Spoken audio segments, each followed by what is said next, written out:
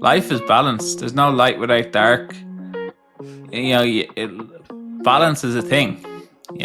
All those Star Wars fans out there, you can't have a light side without a dark side, and you can't have a dark side without a light side. And the reality is, nobody gets it right all the time. Hey, and welcome to the Difference Maker Revolution podcast. And it's the four amigos are on today. All four of us are on together. It's been a while since all four of us have been on a podcast, but it's New Year's Eve when you're listening to this, if you're listening to it on the day it goes live. And we're here to talk about 2025 and what is your focus. Jeanine, what's your focus for 2025? To see your three smiling faces every morning to greet me and wake me up with cheer. Yeah? Did I sell that? We almost believe you. Did I sell it well? Just say it a little bit more sarcastically next time. It's almost perfect. Oh goodness. All right. So in all seriousness, of course I have three layers, like an onion, right? Like ogres are onions in Shrek. Because I have my focus for the studio. I have some personal focus, and then I have the focus for our difference maker goals. So for the studio, our big focus this year coming up, and we've already started working on some ideas and plans, and I'm shuffling things around, is really on client communications, and we're really focusing more on that. So we're putting together a whole birthday initiative, going above and beyond what we've already been doing. And so I'm working on that plan with the birthdays and getting team members involved in the strategies and the execution of it. Because as we all know, we all have great ideas on how we can do things to recognize and appreciate clients. But if you don't have someone and systems in place to get them done, then it's just a great idea without actually happening, or it happens in the months where you're slow, but not in the months when you're busy. So our goal in 2025 is to really get this birthday initiative going monthly all year long, to recognize all members of the family, not just the children, with their birthdays. And some of the things Steve and I have brainstormed out for members and together, and working on some of that in the studio as well. So we have a huge birthday initiative going forth in 2025. The other initiative I really have going for the focus is better training of my team. So I really like this conductor role. I didn't realize how much I would love it, and I really love it. And I love empowering the girls that work with me to make them, to help them become better at what they're doing. And so I have that personal focus on how to become better at it. I want to become a better manager, a better trainer, a better inspirer of the team. And so that's my personal focus within the business, is how to be better at that in 2025, so that I can really inspire the team and help them become better themselves. So that's for me personally for the studio. For a difference maker, it's fun. I love working and helping. It's the same thing. I think almost the way I want to focus on helping the team, I really am passionate about helping other photographers. Like, I see what's possible because we do it here. And then I hear other photographers say things that are not possible, and I hate that. I don't want anybody to think something's not possible. I get that with my own kids too. Like, Erin doesn't think that she can do something. Like, are you insane? Like, you're amazing. Of course you can do it. You just got to set your mind to it. You can do anything you want. And so I really want to take that into 2025 with the members of our inner circle and those who join the Difference Maker Revolution, that they can achieve what they want if they learn and educate and put a plan in place and then execute. They really can, and it's doable. And we are in such an amazing industry. I love our industry. I love photography. I love what we can do for our clients and the difference we can make. Selfishly, I love how profitable it is to do it, and so there is no reason why our members shouldn't have the best year possible. I mean, 2025 should be an amazing year for anybody that is a member of our group, and I want to help make that happen. That's actually funny, because that's my mantra for 2025 is best year yet. Best year yet. Year yet. Quarter of a century. Best year yet. That's my rally call. I like it, Jono. Best year I yet. only decided on it two nights ago, but that's the mantra that I have set. I've got a question for you in that, Jono. So best year for who? So I think for everyone. So in terms of, well, I haven't really thought personally about next year, to be honest, but from a difference maker perspective, I'm excited about making the Inner Circle the best product membership community on the planet for photographers. And I think that a big advantage of Inner Circle and what's going to be a huge advantage for photographers next year in there is that not only will they have all of the training they need in terms of the full client experience training and system and all the foundations that go around that with the products and the pricing, but when you look at a lot of other trainers out there, you're you have to buy this and then you have to buy that and then you have to buy this on top of that. So you have to buy a course for like $2,000 and then another course to learn the next thing for $1,500 and then another, 500 or 600 a month for accountability. What's amazing about the Inner Circle is all of that is bundled into one, coupled with the amazing community. And I think that when we focus on making Inner Circle the best it can possibly be next year, I'm excited for the results because I've been really inspired by some of the results this year. And for me, one of the learnings from 2024 has been on sales. My background is advertising, even though Steve tells everyone it's tech, even though it's not. I know nothing about tech. And my background is advertising and marketing. It's what I'm passionate about. But what I've really learned this year is about sales. And one of the things I've seen is the power of getting out of your own way and allowing your clients to spend and the impact that can have in your business. So we've had Inner Circle members who, after the Effortless workshop last November, they did £11,000 in revenue for the month with 14 clients. This year with 14 clients, they did £22,000. They doubled their revenue with the same number of clients. And what did that was a focus on allowing the clients to spend more and on their sales, right? And it's been a stepping stone, but we've seen that all over. Like there's another member who just joined Inner Circle.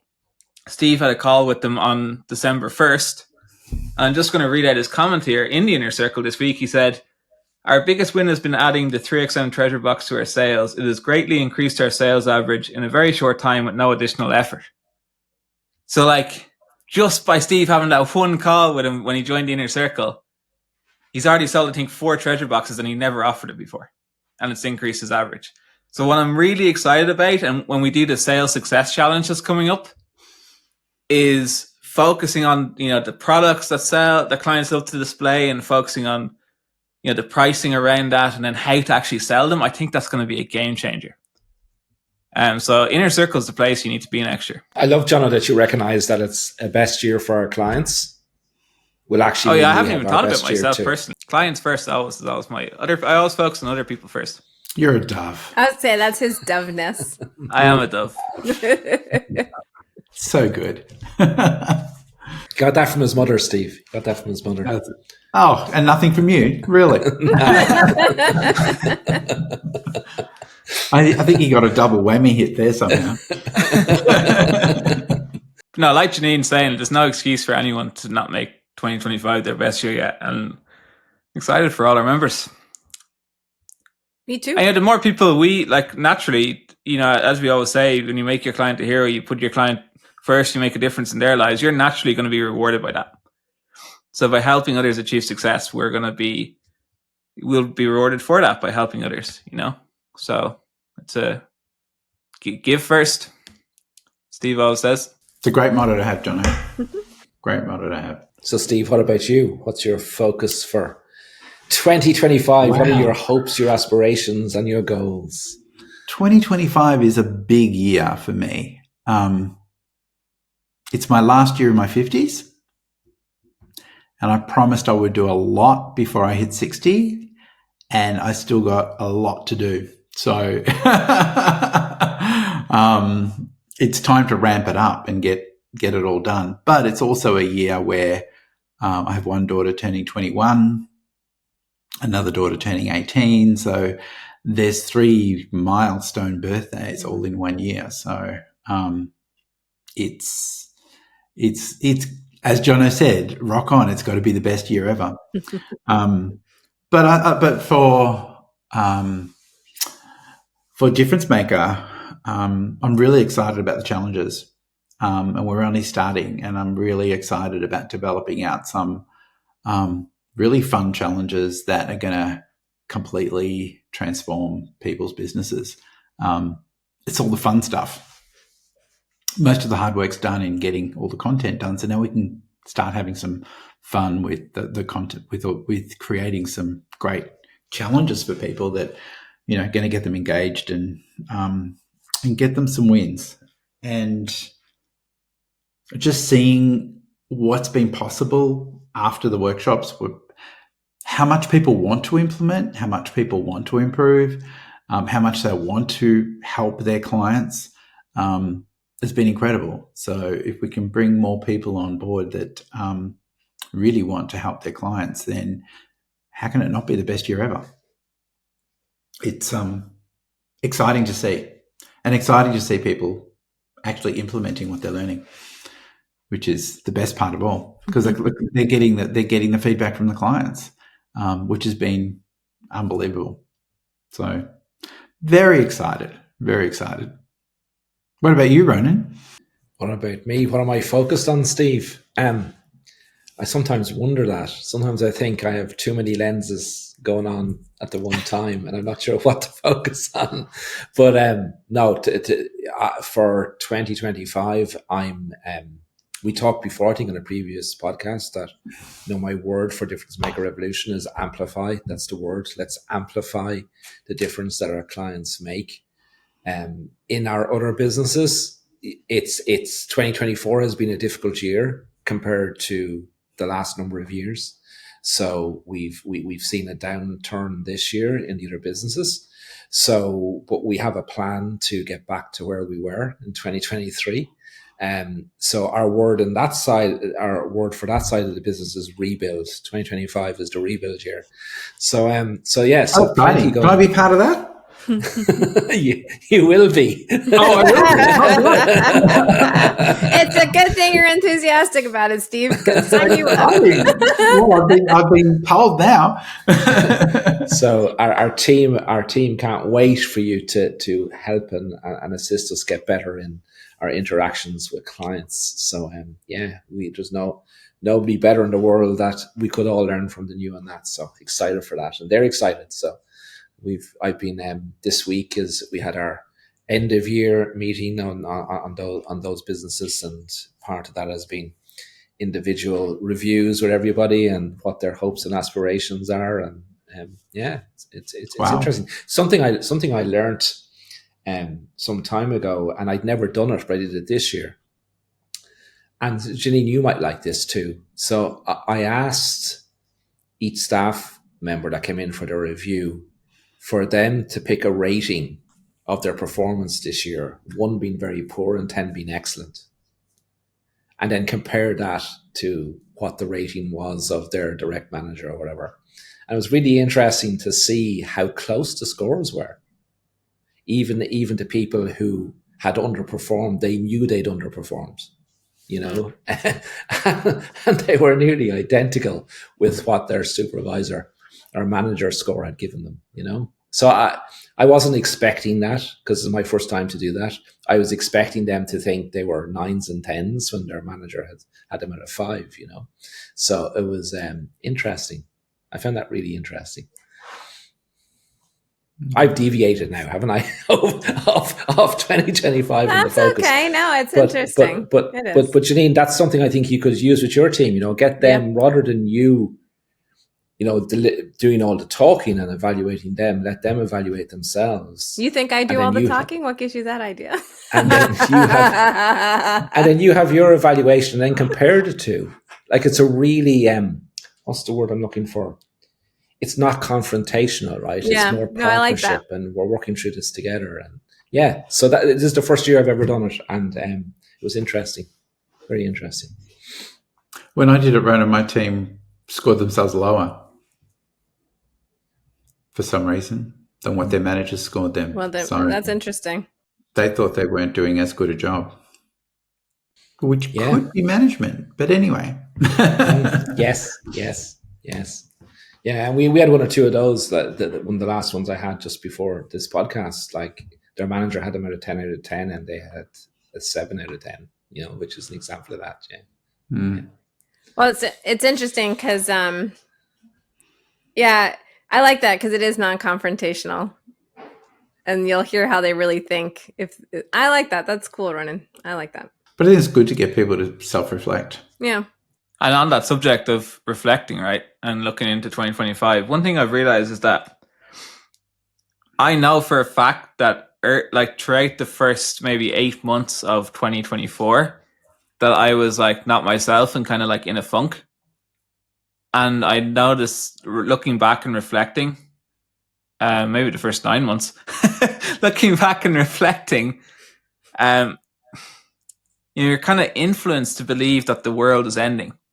And that we're hitting all these recessions and the world economy is effed and it's going to explode. And, there's no hope for the future and the photography industry is going to die and all of this malarkey. And it turned out to not be true. Yet, at least. But the core... Is that why you run all the polls, Jono? Is that why you ask everybody, all the time, how are they going? Well, the core thing is that, it's all about your mindset. You have to be focused on what you want and you have to be focused on not concerned about things you can't control. Yes, you can plan for things and be aware of them, but you have to look at it and be focused on, okay, what do I want to achieve and what do I need to do to achieve that? And not be worried about whether there's a point in doing it or not because the world's going to end. That was a big thing for me this year as well, reflecting back and looking forwards.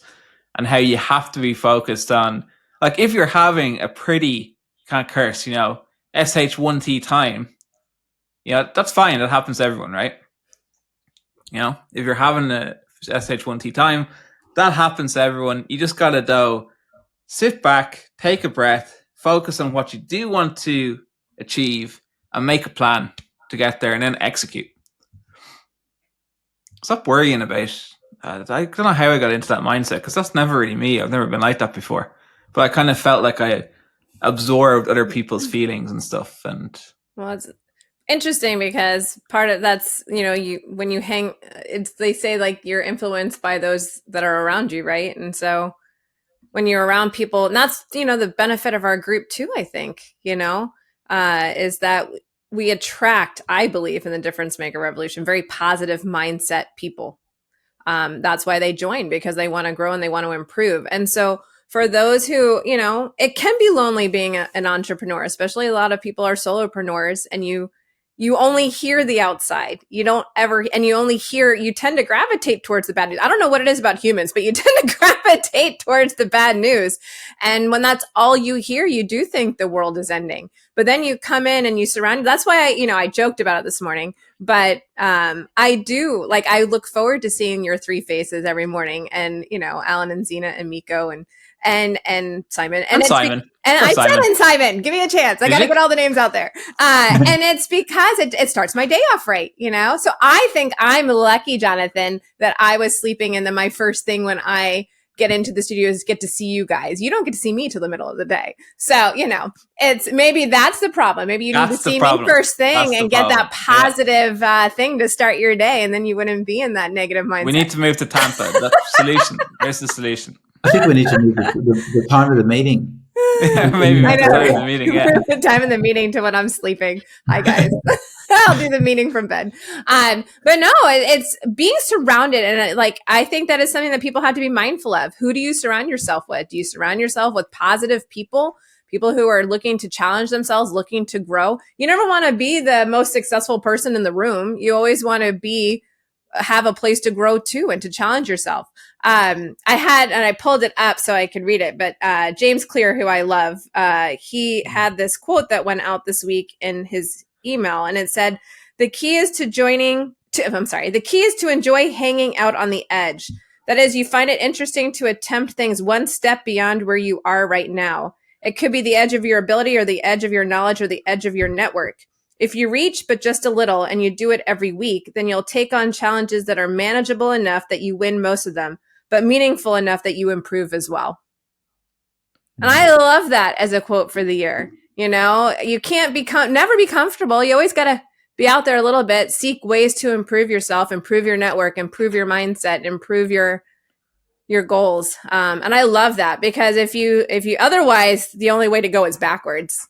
So you have to go forward. It is that graph. I can't remember who it was or what it is, but it's like based in science, where you're either like, there's no such thing as being stagnant. You're either improving and growing, or you're like declining. Yeah. Like there's no such thing as staying still. You're doing one of two things: improving or getting worse. Yep. And that's scary, because I think a lot of people think that they're standing still. Yeah. Think that they're standing still. And if you think you're standing still, you're more than likely getting worse. Yep. Hate to break it to you. So I have a question for you guys around that, right? So where does realism play in that? Realism is a perception and a belief, isn't it? Well, what you believe is real will be real.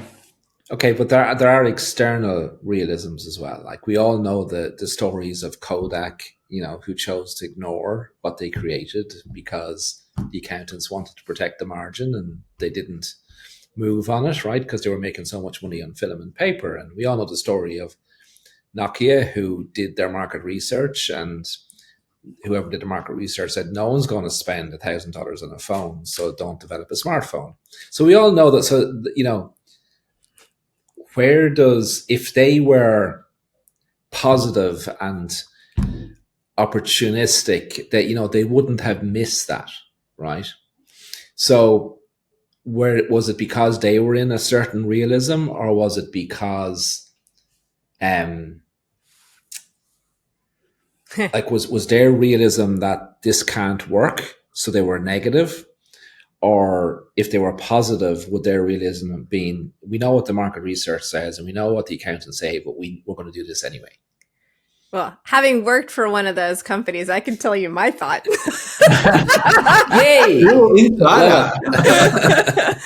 I thought it was complete ego, that they thought that no one could take them down, that they were the ones that drove the market. And despite what their engineers told them and their marketers told them on where technology was going, they had the ego that said, no, we determine where the market is going. And it took them down. So I think you can have realism, but like you can't let your ego get in the way of where the market is going and where people want to go and what is being innovated. You can't be on the wrong side of innovation. There's also an element of believing in your customer too, and what they want, and what they want. Yeah, and that it's interesting because, you know, I recently sat in this workshop with, not a workshop, but we did a college tour, and the professor, it was an engineering professor, and he was talking about the difference between engineers and scientists. And engineers solve problems and have customers. Like, you can't be an engineer if you don't, like, there has to be someone to buy what it is. It doesn't matter if you invent something if no one wants it. You know? And so you always have to be customer focused. And whereas a scientist is just someone who is doing it for the love of learning and for knowledge and to go deeper into that knowledge, right? And so it's interesting because I can totally see that in the photography world. And that's why I think I'm still an engineer at heart, right? Because you have the artists who just do things for the love of the art, but they don't have a customer for it. And so, you know, if you're going to be a business owner and you're going to be an entrepreneur, you're truly an engineer because you have to solve the problem and have a customer for the art that you're creating. So I think that it's interesting, Ronan, because I think there is an aspect of realism. You have to understand your market. You have to understand around you, but then you got to realize too, like, we're not the giant corporations of the world. We don't need millions of clients, you know, we need 200, you know? And so what's the reality for your little subworld, and what do you need? But you do have to have something to sell. And we've talked about that with some of our members. You know, if nobody wants what you have, you don't have a product. And maybe you need to readjust and look at what it is. Otherwise, you're just an artist, which is fine. You can be just an artist, but if you want to have a business and make money, you have to look at the other surrounding factors, which is you need a customer. I think it comes back to balance. Like, life is balanced. There's no light without dark. Balance is a thing. All those Star Wars fans out there, you can't have a light side without a dark side, and you can't have a dark side without a light side. And the reality is, nobody gets it right all the time. Nobody. There's no one out there. Look at back in 2007 when Steve Ballmer, who was the CEO of Microsoft at the time, laughed and said to Steve Jobs that the iPhone doesn't appeal to business customers because it doesn't have a keyboard.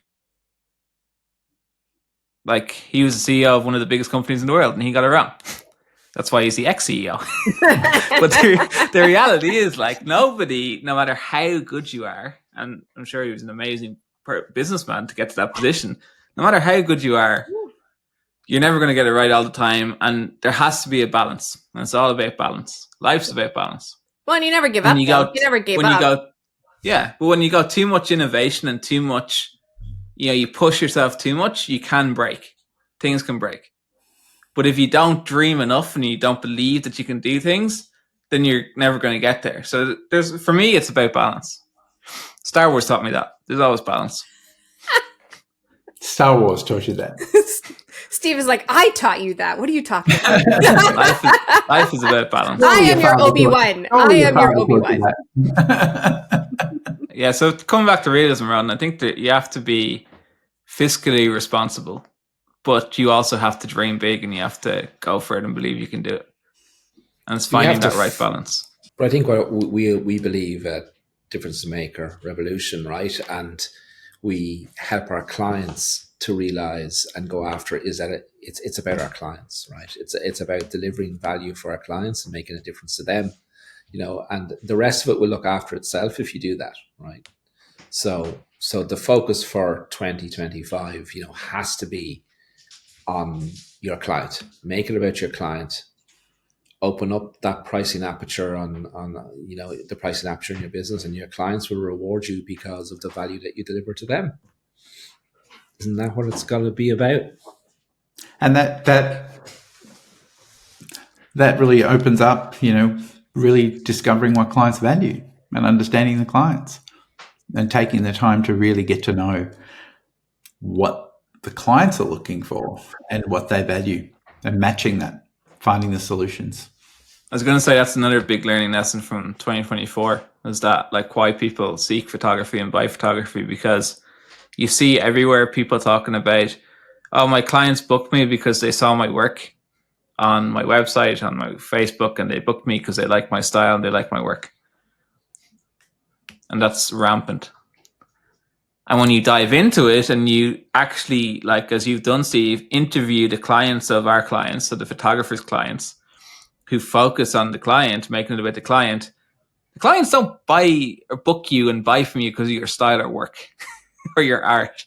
They buy from you for all the reasons you discover when you have those calls with them. There's always something underlying that makes them look first. Yeah. Which is the foundation of why they're looking for a photographer in the first place. All right. Final bit of advice, Jeanine, from you for 2025. You know me, I'm a dreamer. So my advice would be for 2025 is to dream big and get the plan in place to achieve your dreams and to achieve your goals. Got to have a plan. Jono? Final piece of advice, focus. Decide what you want and make a plan to get there, as Jeanine said. And believe that you can do it. And, being part of the inner circle is going to help you do that, really. Because it's going to be the best training, coaching on the planet for the best year yet. Best year yet. Already is, but we're going to make it even better. Better than ever before. Always evolving, Jono. Never going to stop. So I think, Steve, you have the final word on this podcast. Oh, the final word, Steve. Not me. The final word, Steve, at 2024 is yours. Oh, wow. That's a big responsibility. Well, I think it's got to be that your beliefs determine your reality. and you need to believe in your client primarily. And I think that's where, some of the bigger companies failed, is that they didn't believe that their clients would do whatever it is that they believed. So we need to believe in our clients, and we need to believe in ourselves. And it's those beliefs that are going to push everything forward and make 2025 the best year yet. But in saying that, we need the final word from you, Ronan. No, my final word is quite simple. Just do it. That should be a tagline. That should be. It should be a 3 tagline. words. All right. Well, thank you all for joining us on this podcast. So don't forget to click the link below and join the challenge. Join the sales challenge that is going to change 2025 for your clients and for you. Just press the link below and we'll see you on the inside. Bye for now for 2024. We'll see you in 2025. Bring on 2025. Bring it on. Yay. Best year ever.